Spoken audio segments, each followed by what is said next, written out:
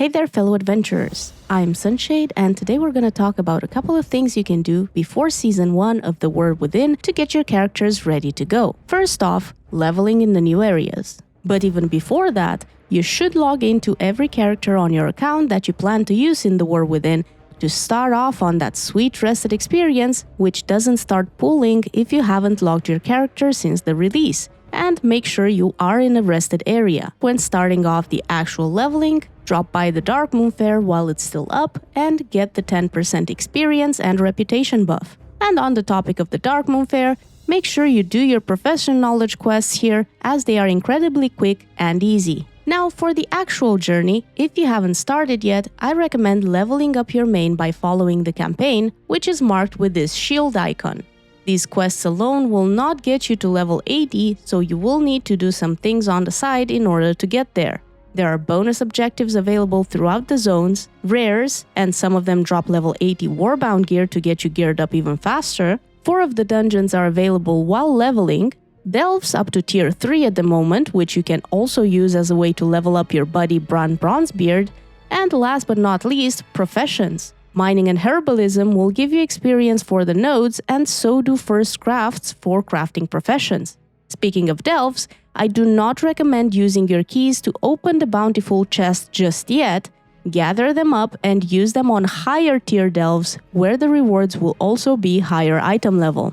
While you go around leveling, you can also run into treasures, and many of them will give you profession knowledge points, and you can use weak auras to find out what you're missing, or the add-on handy notes to find them on the map with more ease. Once you reach level 80 on your first character, your entire warband will get a 5% buff for faster leveling your next tune, and this stacks up to 25% after leveling 5 tunes to maximum. However, due to the fact that renown gains and rewards are now warbound, after leveling my first tune, I swapped to an alt and did all of the side quests in the Isle of Dorn, as most of them reward renown the first time around you complete them.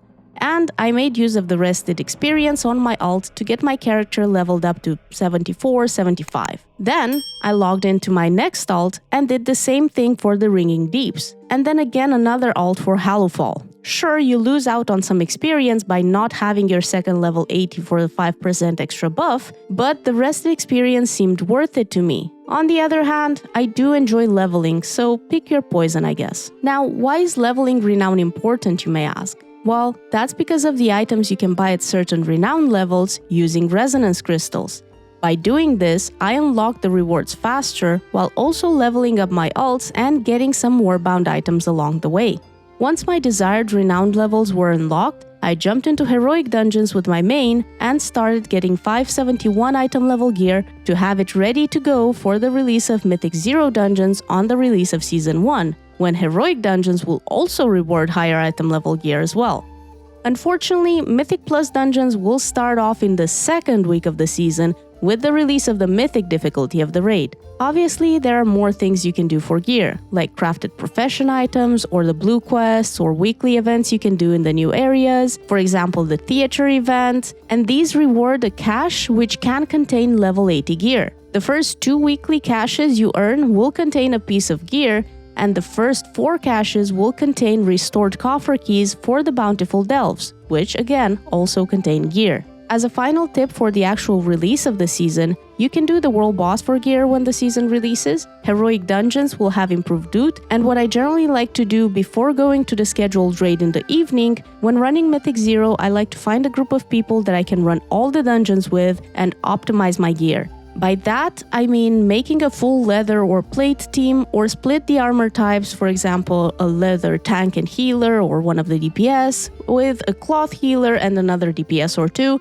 in order to not waste loot. That way, when one player gets a helm, let's say, he keeps it, but when he loots a second one, instead of venturing it, he can trade it to the next person. It doesn't always work as the loot is RNG, but it is a small way to optimize gear before your scheduled raid, if you have the time for it. As for general warband gearing tips, even though I focus on a main at the start of a season more than anything, I like to have several characters leveled up to maximum, and every week I will do at least 1 Mythic Plus key on each of them in order to unlock a vault slot with better gear for them, thus slowly gearing them up as well. This, added to the new warband until equipped system, should help your alts get geared much faster than before. And if you're a little bit behind with all the things the War Within brought to the game, I recommend checking out my video about all the changes that come with the expansion, and if you enjoyed this one, give it a thumbs up and subscribe to the channel. You can always drop by on Twitch and say hello when I livestream, or maybe join me for some keys or community raids, and check out the description below for my community Discord. Thank you very much for watching, and I'll see you in the next one. Bye!